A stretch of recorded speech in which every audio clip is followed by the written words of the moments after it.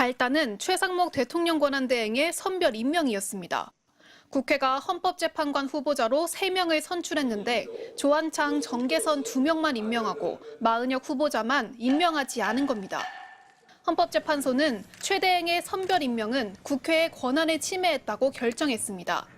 재판관 8명 만장일치였습니다.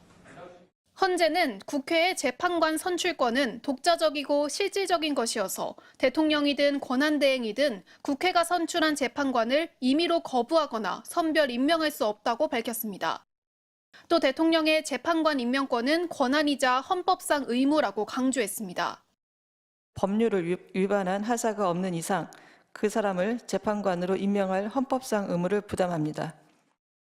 여야 합의가 확인돼야 임명한다는 최 대행 측 주장도 받아들이지 않았습니다. 사건에서 교섭단체 대표의원들은 협의를 거쳐 국회의장에게 재판관 후보자를 추천하는 공문을 발송하였고 이에 따라 국회의장이 재판관 선출안을 제출함으로써 인사청문회와 본회의 의결 절차가 진행되었음을 인정할 수 있습니다. 최 대행에 앞서 한덕수 국무총리도 여야 합의 없이는 권한대행이 정치적 결단을 내려선 안 된다며 후보자 3명의 임명을 전부 보류했습니다. 그러면서 야당 주도의 법안들에 대해서는 거부권을 행사하는 이중적 태도를 보였습니다. 최 대행도 한 총리와 같은 전철을 밟았습니다. 국회목 재판관들에 대한 대통령 임명권은 형식적 임명권이라 즉각 임명해야 한다는 대다수 헌법학자들의 지적도 듣지 않았습니다. 결국 헌법재판관 공석을 채우는데 2달 가까이 허비한 겁니다. 헌재 결정에 따라 최 대행에게는 마 후보자를 임명할 법률상 의무가 생겼습니다. 다만 헌재는 마 후보자를 즉시 임명하도록 최 대행에게 명령해달라거나 마 후보자가 재판관 지위를 가진 것으로 간주해달라는 청구는 법적 근거가 없다며 각하했습니다. 또다시 공은 최 대행에게 넘어갔습니다. MBC 뉴스 김현지입니다. 2025 헌나 1호 국회와 대통령 간의 권한쟁의.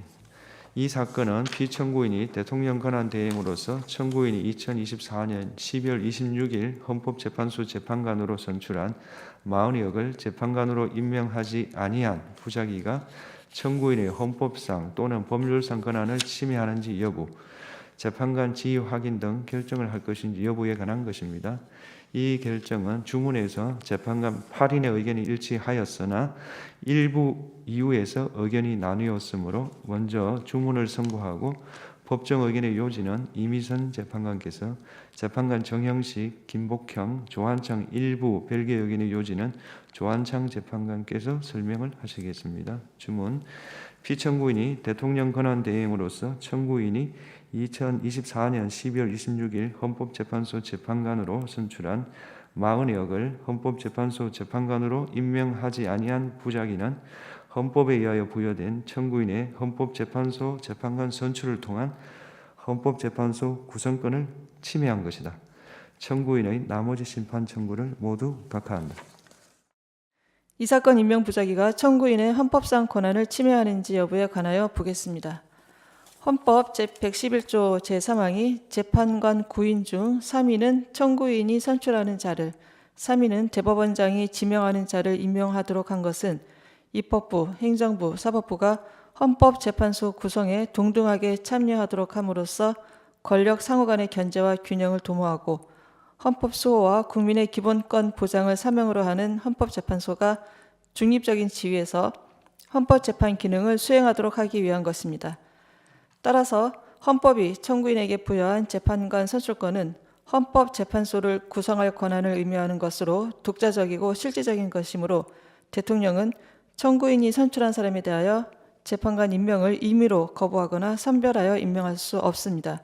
즉, 대통령 또는 대통령의 권한을 대행하는 국무총리나 국무위원은 청구인이 재판관으로 선출한 사람이 헌법과 헌법재판소법에서 정한 자격 요건을 갖추고 그 선출 과정에 의회 민주주의를 원칙으로 하는 헌법 및 국회법 등 법률을 위반한 하사가 없는 이상 그 사람을 재판관으로 임명할 헌법상 의무를 부담합니다. 한편 청구인은 헌법재판소 창설 이래 각 교섭단체가 추천 방식에 관해 협의를 하고 그 결과에 따라 재판관 후보자를 추천하면 그 추천 후보자를 재판관으로 선출함으로써 다수당이 일방적으로 재판관 3인 모두를 선출하지 않도록 하여 왔는데, 이러한 정치적 관행은 국회가 선출하는 재판관의 정치적 중립성을 담보하기 위한 것이라고 할 수 있습니다. 다만 특정한 내용의 추천 방식이 관행으로 굳어졌다거나 각 교섭단체가 추천하는 특정 후보자에 대해 다른 교섭단체가 합의를 한 경우에 한해 선출하는 관행이 있었다고 보기는 어렵습니다.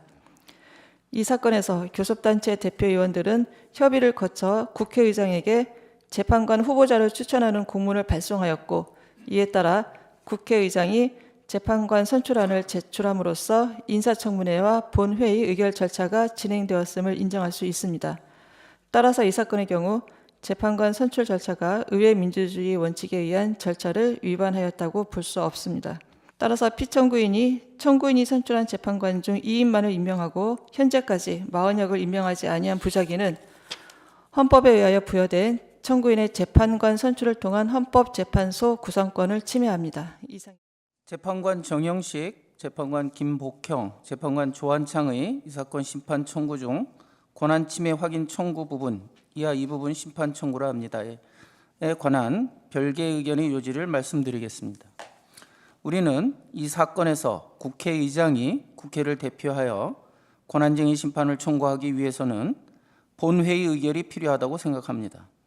만일 국회의장이 권한쟁의 심판 청구 여부를 안건으로 하지 않은 다른 본회의 의결을 토대로 국회의 권한쟁의 심판 청구 의사를 확인하고 실제 청구에 나아갈 수 있다면 국회의장이 국회의 권한쟁의 심판 청구에 관한 본회의 의결 여부를 자의적으로 선택할 우려가 있습니다.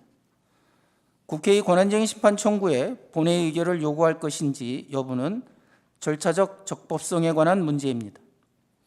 만일 이 부분 심판 청구에 관한 본회의 의결이 존재하지 않는데도 헌법상 해명의 필요성을 앞세워 청구의 적법성을 인정한다면 국회의장이 사안의 중대성을 지렛대 삼아 단독으로 또는 정치적 이해를 같이 하는 정당의 요구에 따라 본회의 의결 없이 국회를 당사자로 하는 권한쟁의 심판을 청구하는 위헌, 위법적인 상황이 반복될 위험이 있습니다.